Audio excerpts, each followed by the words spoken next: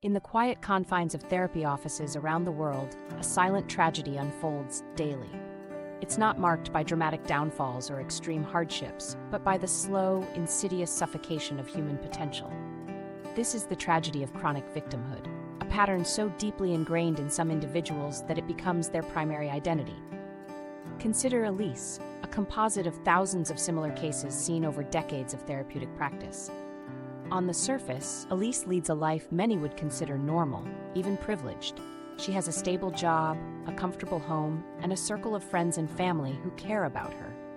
Yet, in Elise's mind, she's under constant siege from an unfair world, perpetually wronged and misunderstood. The roots of this victimhood mentality often trace back to early experiences of genuine hardship or trauma. For Elise, it might have been childhood neglect, a series of toxic relationships, or professional setbacks. These experiences, painful and real, became the lens through which she viewed all subsequent events in her life. Over time, this lens distorted, transforming from a coping mechanism into a prison of perception. The moment this distortion becomes evident in therapy is often charged with emotion. When gently confronted with the possibility of being stuck in a pattern of victimhood, clients like Elise frequently respond with intense anger and defensiveness. This reaction is more than mere disagreement. It's a visceral defense of an identity that has become core to their sense of self. This poor me identity, while damaging in the long term, serves immediate psychological needs. It provides a shield against the terrifying responsibility of adult life, offering ready-made excuses for every failure and disappointment. It garners sympathy from others, creating a twisted form of connection. Perhaps most importantly, it protects against the vulnerability required for genuine growth and change. However, the cost of maintaining this victimhood narrative is astronomical, affecting every aspect of life. Career stagnation becomes inevitable. While peers take risks, learn from failures, and advance, individuals trapped in victimhood remain static, attributing every missed opportunity to external factors. The promising entry-level employee becomes the bitter veteran, passed over year after year, never recognizing their role in their own stagnation. Relationships wither under the constant strain of negativity. Friends and family, initially sympathetic, gradually withdraw, exhausted by the emotional toll of interacting with someone perpetually on the defensive.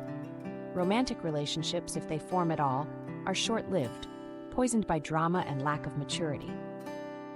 Physical health deteriorates as the body bears the burden of constant stress and negativity. Chronic inflammation, weakened immunity, disrupted sleep patterns, and a host of stress-related illnesses often accompany long-term victimhood mentality. Financial struggles often ensue, a direct result of career stagnation and an inability to plan effectively for the future.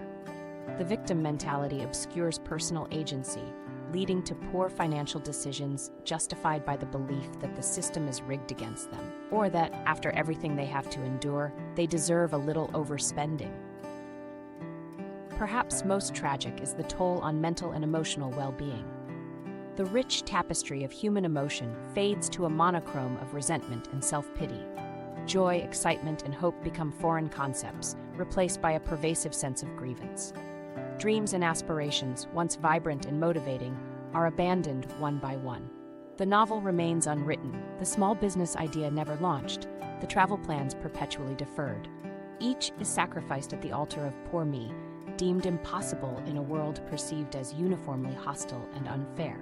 The cruel irony of chronic victimhood is its self-fulfilling nature.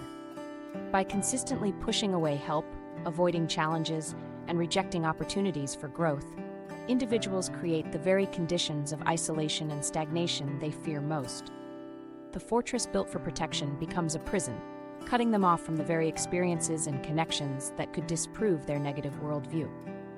This pattern, left unchecked, can consume decades of a person's life. Therapists often encounter elderly clients who, in their final years, face the crushing realization of a life half-lived. The weight of squandered potential and forsaken joy becomes unbearable, leading to deep existential despair. Yet, it's crucial to understand that this outcome is not inevitable. Change is possible at any stage of life, though the difficulty increases with the entrenchment of the victimhood mentality. The first step, paradoxically, often emerges from the very defensiveness, that maintains the victim identity. When confronted with challenges to their victimhood narrative, the intense emotional reaction, the anger, the denial, the accusations of being misunderstood, can be seen as a positive sign. It indicates that on some level, the individual recognizes the truth in what they're hearing.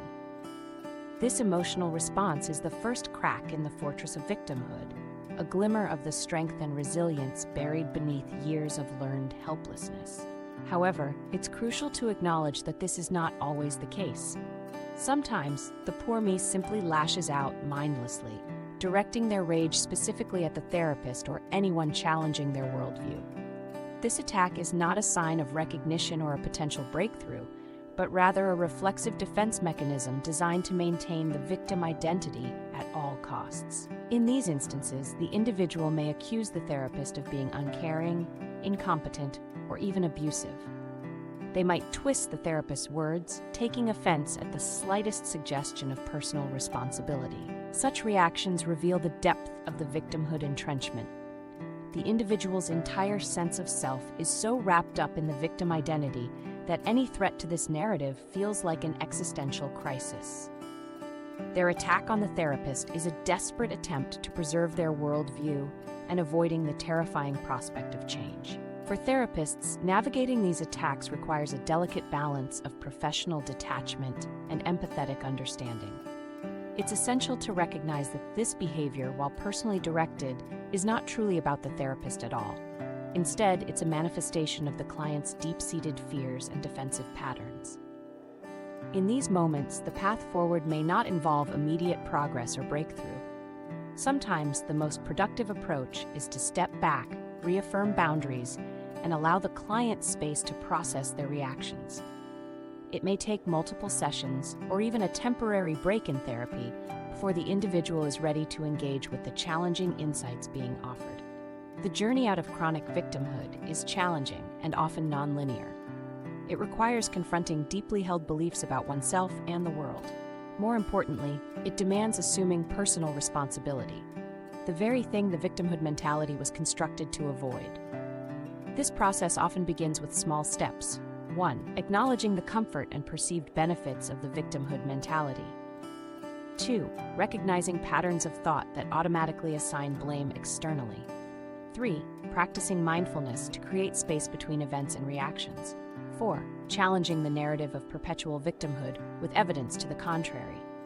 5. Taking responsibility for small aspects of life, gradually expanding this domain of control. 6. Embracing discomfort as a necessary part of growth rather than evidence of victimization.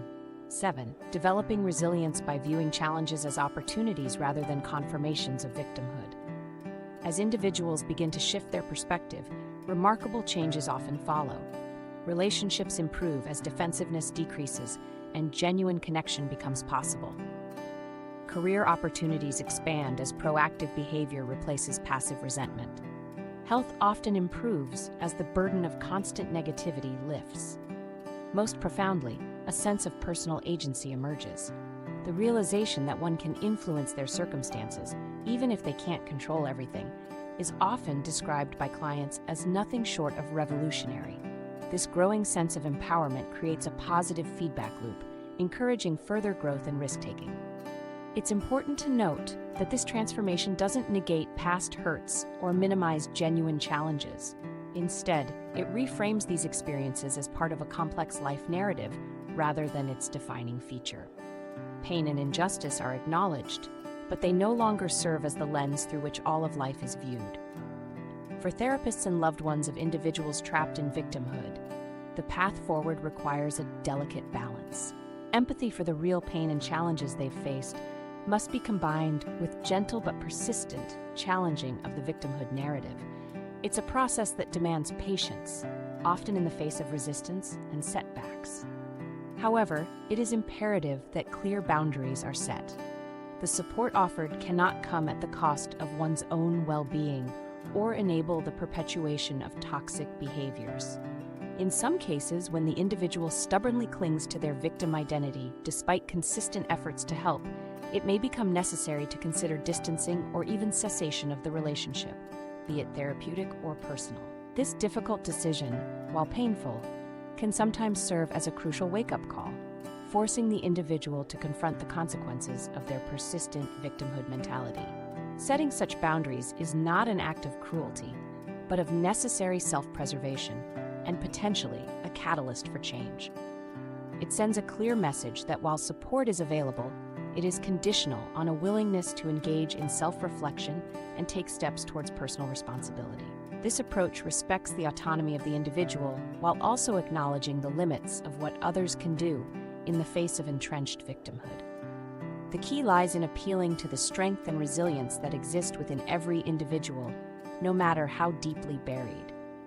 By consistently reflecting an image of capability rather than victimhood, therapists and supporters can help individuals reconnect with their own power to shape their lives. Yet, this reflection must be coupled with a firm stance that growth and change are non-negotiable elements of continued support and engagement. In the end, the journey out of victimhood is a profound reclamation of personal narrative. It's a shift from being a passive recipient of life's circumstances to becoming the author of one's own story.